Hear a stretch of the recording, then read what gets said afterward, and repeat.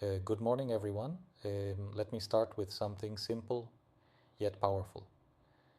When we think of climate change, we usually think of data, figures in something far away. But today I want to invite you to see it in a different way.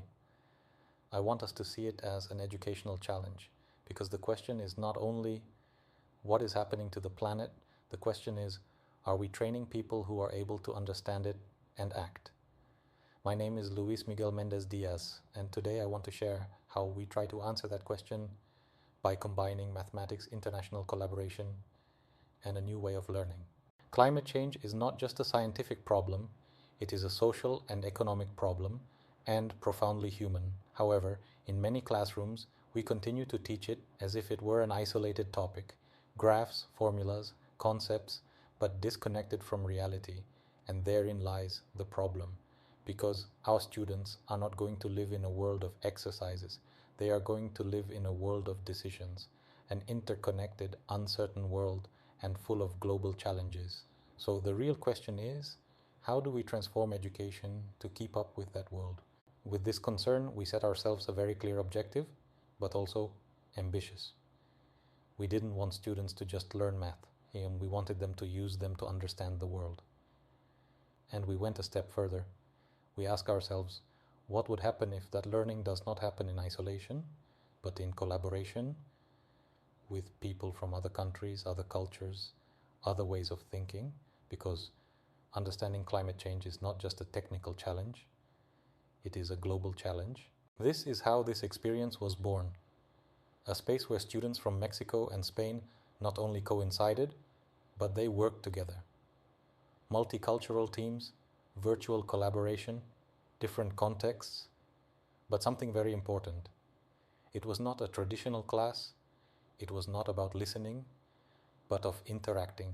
They discussed ideas, they had disagreements, they questioned assumptions, and in the process, they built mathematical models. But here comes the most interesting part. The most valuable learning did not occur in the equations, but occurred in the conversations. Mathematics is no longer just the content. They became a language for asking important questions. How does temperature change over time? What factors really influence? What patterns can we identify? But the most powerful thing was this change. Students stopped looking for correct answers, and they began to search for meaning.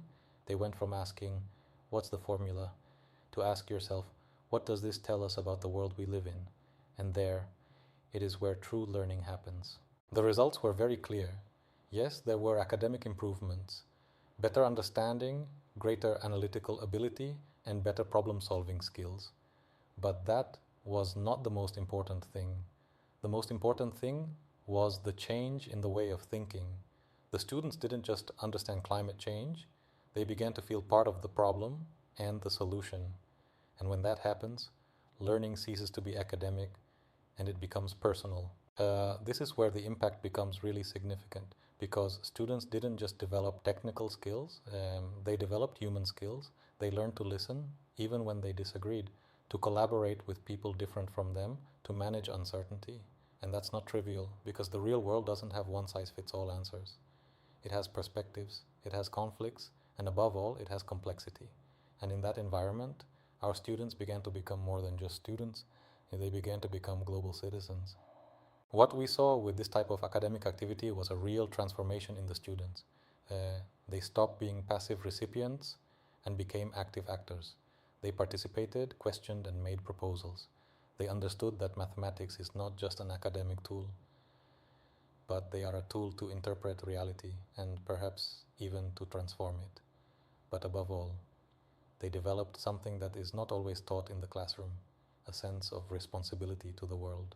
From this experience, we can extract several key insights. First, learning becomes really powerful when it connects with real problems. Second, mathematics comes to life when applied to meaningful contexts. And third, education cannot be limited to knowledge. It must prepare students to collaborate, to adapt, and to act in a global environment. Because in the end, we are not only training professionals, we are training people who will make decisions in a complex world. I would like to close with a reflection. Today we don't just teach equations, we are teaching how to interpret the world, to question it, to understand it and hopefully improve it. Because in the end, education is not just about knowing more. It's about being more aware, more responsible, and more human. Thank you very much for your attention.